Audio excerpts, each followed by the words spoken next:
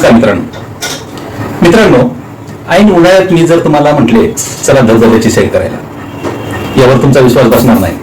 पण मित्रांनो, विविधतेने नटलेल्या आपल्या महाराष्ट्रात अशी मोजकीच ठिकाणं आहेत की जिथे वर्षभर पाण्याचा प्रवाह चालू असतो. महाराष्ट्रात पाऊस पडला की शेकडो हजारो धबधबे होतात. पण बारमाही वाहणारे 3च धबधबे अख्ख्या महाराष्ट्रात आहेत.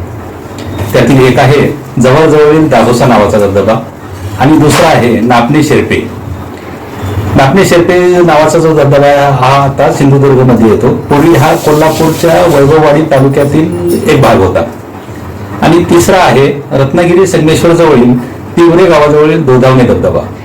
तर मित्रांनो, आज आपण याच दोधावणे धबधब्याची सैर करणार आहोत.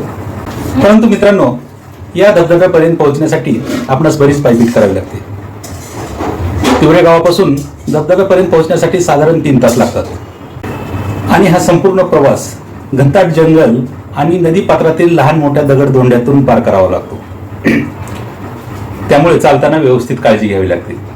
नदी पात्रातून चालण्याचा आपणास एक फायदा होतो, तो म्हणजे नदी पात्रात झाडी नसल्यामुळे दूरवरचे आपणास दिसते. कारण धबधब्याचा संपूर्ण परिसर घनदाट जंगलाचा आणि चांदोली अभयारण्याला लागून असल्यामुळे येथे हिंस्र शवापदांचा वावर आहे. त्यामुळे येथे जाताना कधीही एकटे डोके जाऊ नका, ग्रुपने जावा आणि वाटाड्यासोबत घ्यावा. प्रचित गडाचा ट्रेक करून आम्हाला दोधावणे धबधब्याला जाण्याचा योग आला. या धबधब्याला जाण्यासाठी संगमेश्वरपासून 15 किलोमीटर अंतरावर असलेल्या तिवरे गावात पायी उतार व्हायचे. जर तुमच्याकडे स्वतःचे वाहन असेल तर तिवरे गावापासून 1 किलोमीटर अंतरावर असलेल्या धनगरांच्या वस्तीपर्यंत गाडी जाते. येथे गाडी पार्किंग करून धबधब्याकडे जाणारी वाट पकडायची. या धबधब्याला भेट देण्यासाठी उत्तम कालावधी म्हणजे दिवाळीनंतर. पावसाळा सोडून वर्षभर कधीही जाऊ शकता. पावसाळ्यात येथे पाण्याचा प्रवाह इतका असतो की आपण तिथपर्यंत पोहोचू शकत नाही. महाराष्ट्राचा निसर्ग अद्भुत रम्य आहे. येथील अशी अनेक ठिकाणे अक्षरशः वेळ लावतात. त्यातलाच एक दोधावणे धबधबा. तिवरे गावापासून 1 तासाच्या अंतरावर एक कुटुंब राहते. पूर्वी येथे 25 घरांची वस्ती होती, पण सध्या एकच कुटुंब राहत असून तेही आता गावाकडे परतीच्या मार्गावर असून गावात घराचे बांधकाम चालू आहे. म्हणून मित्रांनो, तुम्ही जर पहिल्यांदा या धबधब्याला येत असाल तर गावातूनच वाटाड्यासोबत घेऊन यावे. कारण तिवरे गाव ते धबधबा या 3 तासाच्या अंतरात तुम्हाला वाट विचारण्यासाठी कोणीही भेटणार नाही. बाबांनी थंडगार ताक प्यायला दिले आणि आत्मा तृप्त झाला. थोडीशी विश्रांती घेऊन बाबांनी त्यांच्या मुलाला आमच्यासोबत वाट दाखवण्यास पाठवले. दुर्गम भागात राहता पण तुम्ही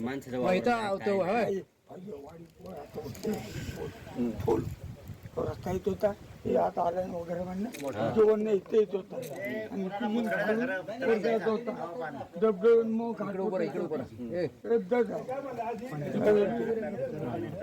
होता वाडी किती, वाडीवर घर किती आहेत आता काय एकच घर 25 घर होतं.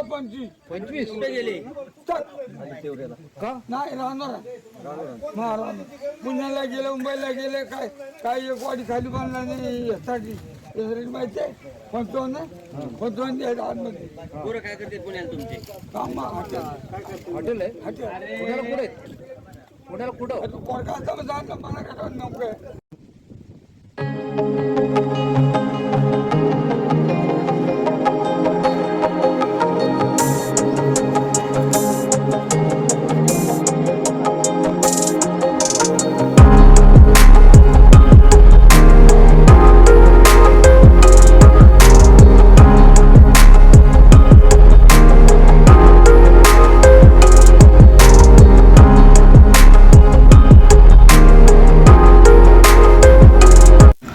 वाट संपत नव्हती.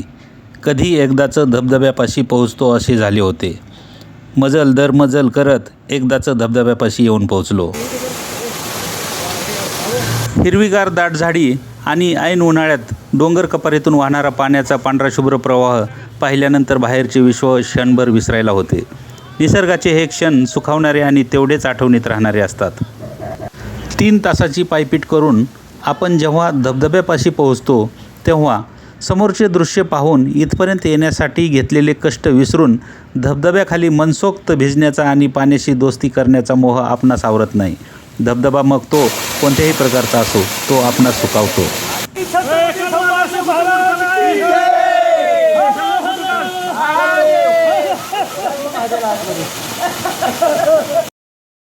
वेळ ही एखाद्या वाहत्या नदीसारखी असते.